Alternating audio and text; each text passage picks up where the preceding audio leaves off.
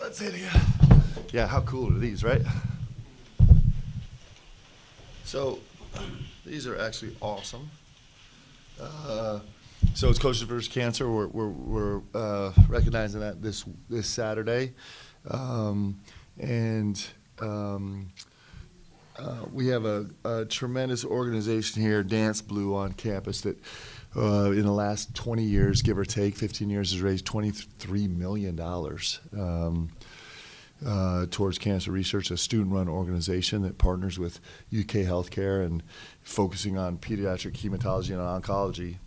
And so we got to spend some time with some young cancer patients painting these shoes.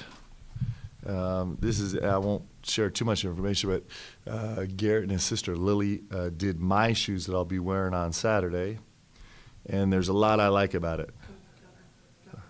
What's that? Did I say Gunnar and Lily? Who did I say? Oh, sorry, Gunnar and Lily. Yep.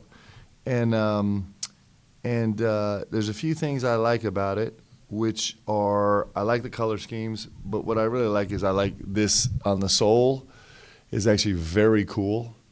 It's got all 8 championships, and then in true fashion, it got smudged a little bit. This is 25 with a question mark, so we'll see how this deal goes. But this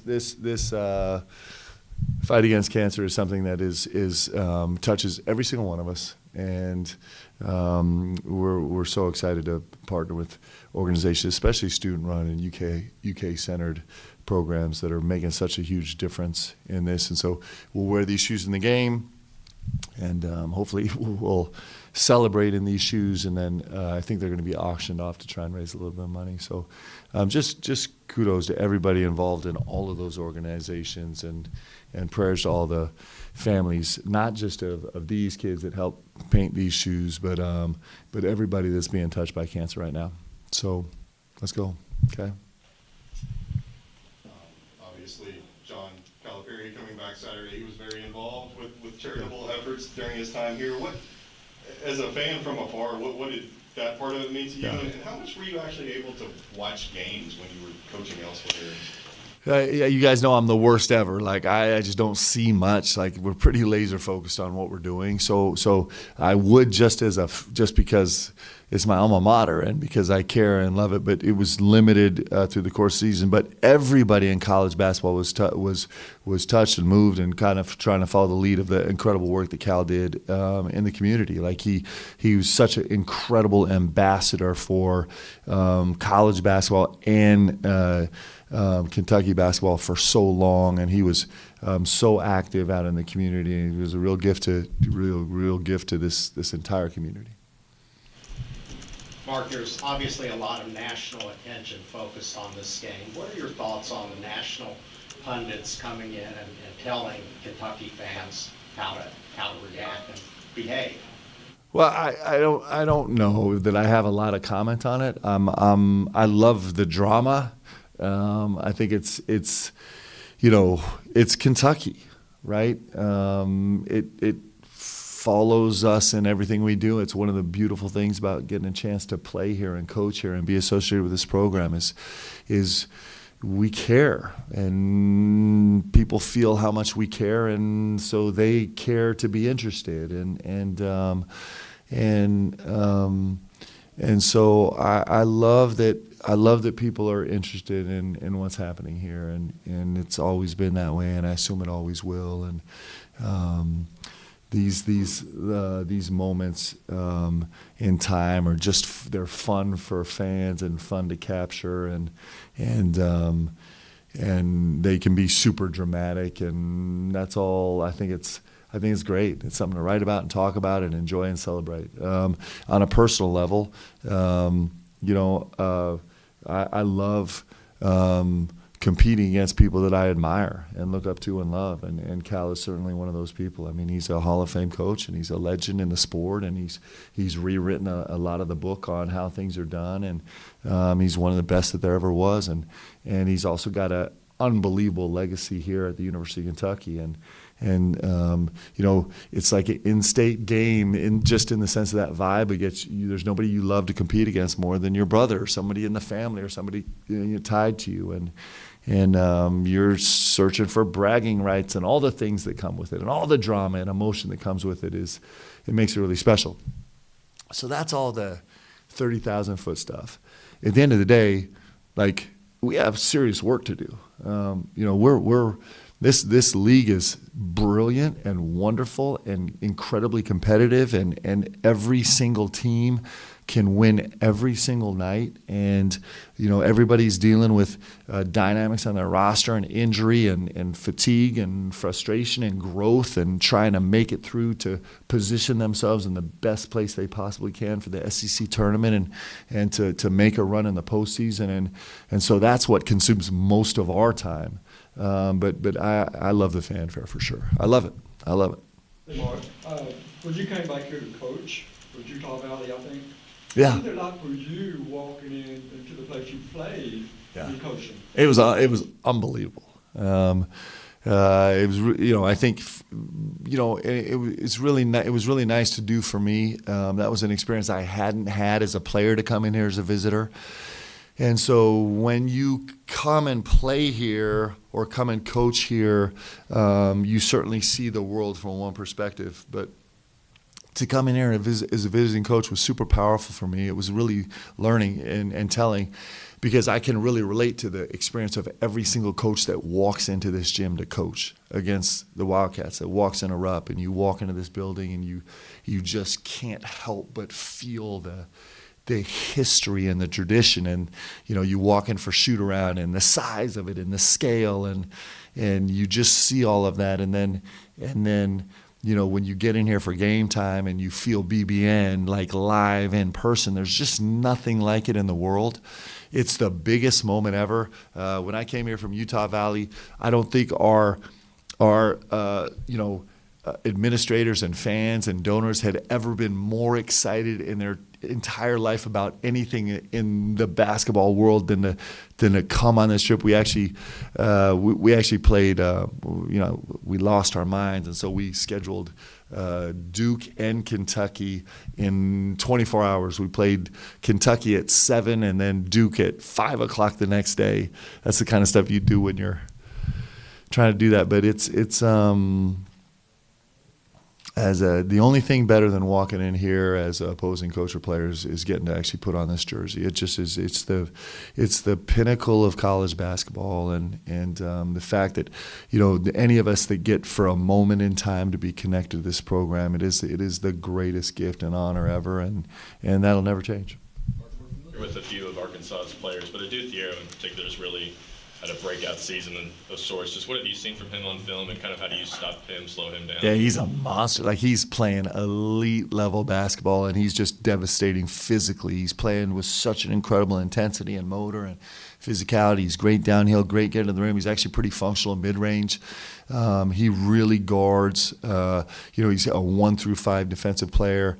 In some ways, I think BBN knows him better than I do.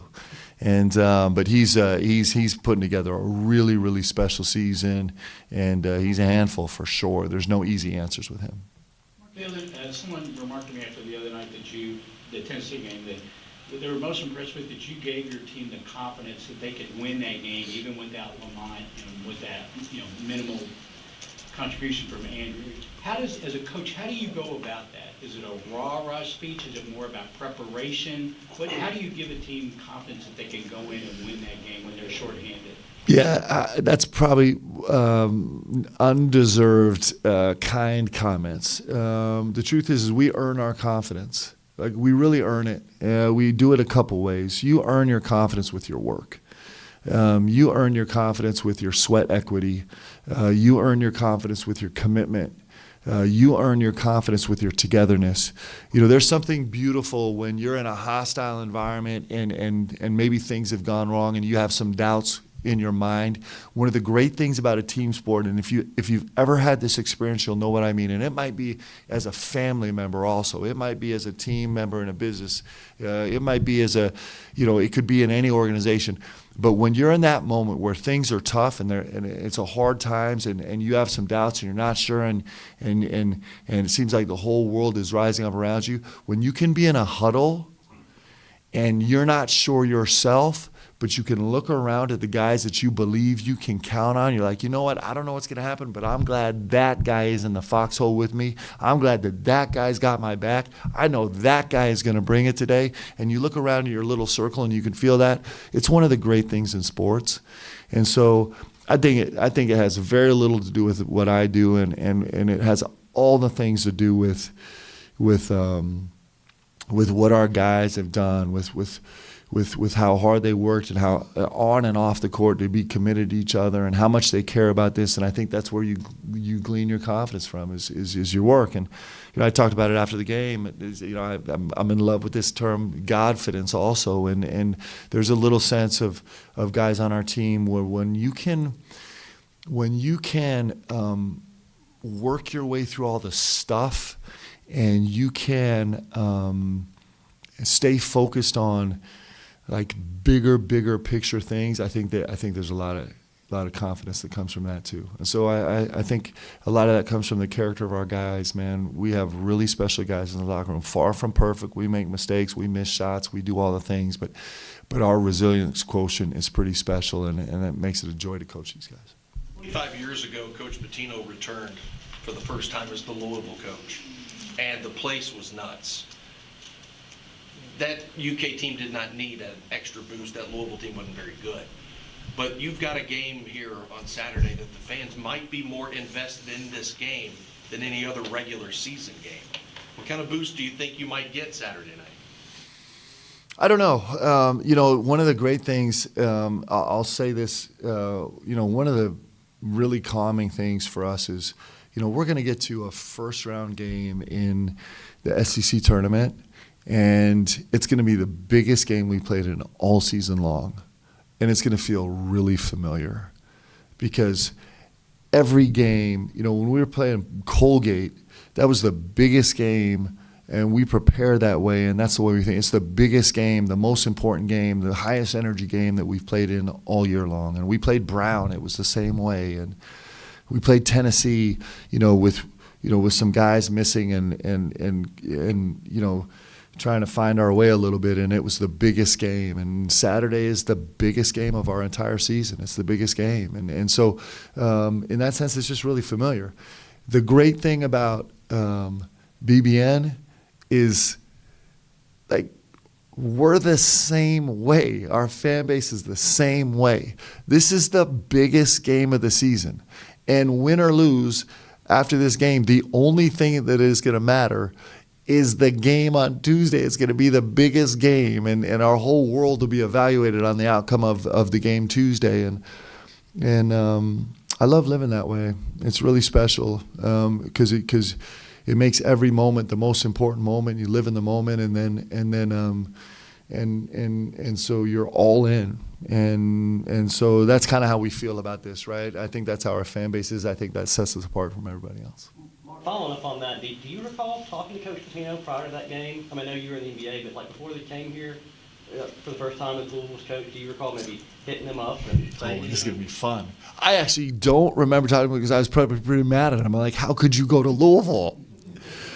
So no, I don't. You mean before the first time Coach came back here as the Louisville coach? I don't remember talking to him. I was. It took me probably 2 or 3 decades before I had the courage to actually speak to him after. But no, I mean, it's just, I love these moments. I mean, it's just great. These moments are really special. Been a really good three-point shooting team, good on defense as well in terms of three-point defense. Arkansas has been statistically good at defending the three, not so great at shooting it. Just how much of a factor is three-point shooting going to be the game on Saturday? Well, for us, it's always important on both sides of the ball. The game kind of tells you that too, and so it's really important to, we're playing right. It's like we said, we haven't been great at it this season, but it's always a goal for us to be a 30-plus attempt team. When we earned 30, it means that we're playing right, we're moving right, we're executing right. So That's a big marker for us, and it'll be a really important part of this game too. Arkansas is a terrific, really talented team, and terrific at guarding the three, and also terrific at protecting the rim. They're a pretty good dual punch in terms of being able to do both those things. But so it'll be a big challenge, and we just have to go earn those shots. We got to find a way to earn them.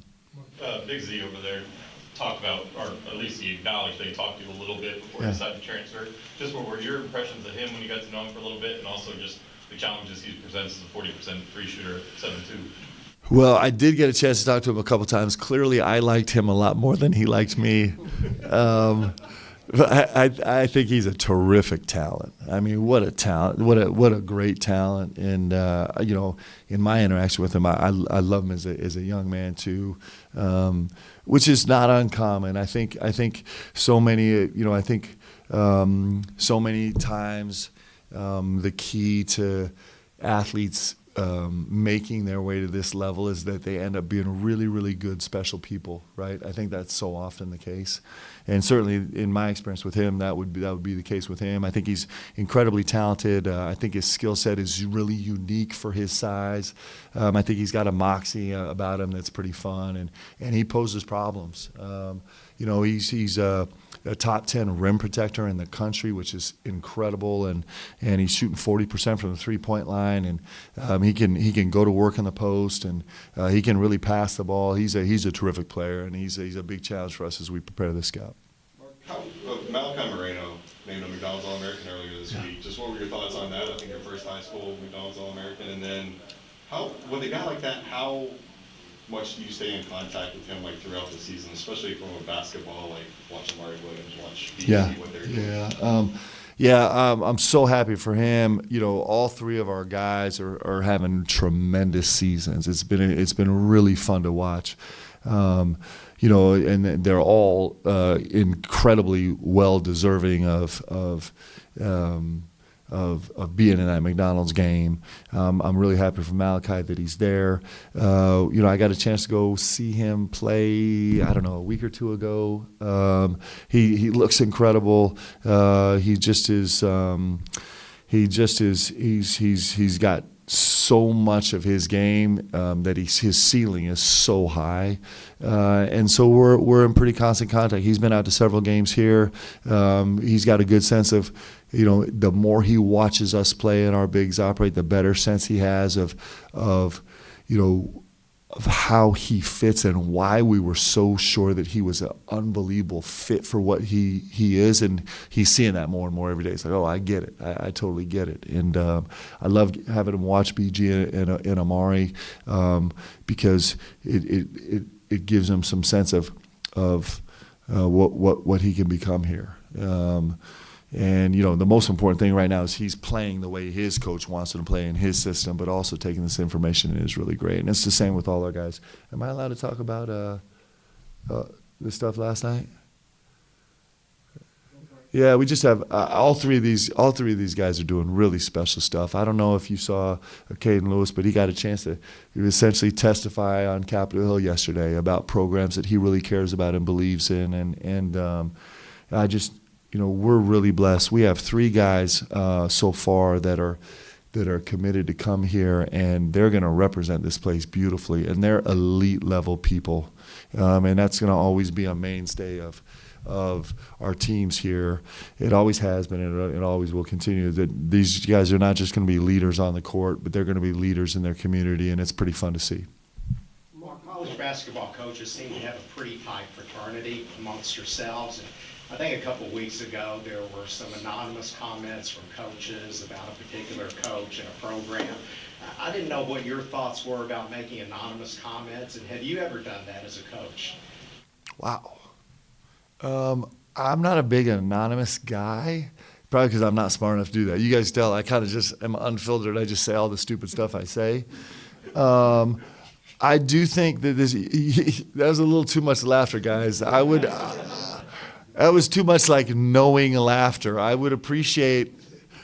So it's I don't know. I don't really know the anonymous place. I think it's probably.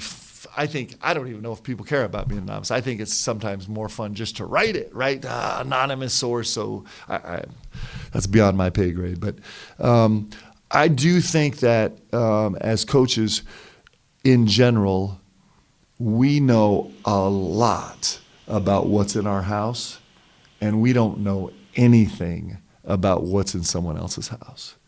I think that veteran coaches understand that we don't really have any insight into what or why or how someone else's program is running, because we know that nobody really understands what's happening in our program. And so just in a general way, I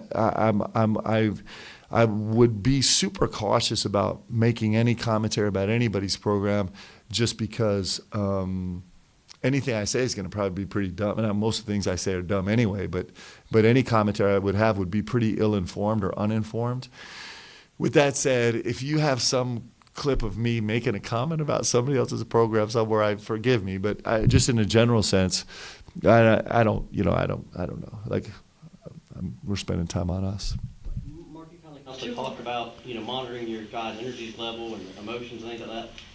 So if you think about this, and I'm asking this very hypothetically, if this was 6-7 years ago in college basketball, a majority of your team would be guys who had played for Cal, and you would have to talk to them about just like, what's it like going to your former coach? But really now, outside of Travis, you don't have to worry about even talking to them because they don't have any emotions with playing for them or being around them, right? So question, give me your question.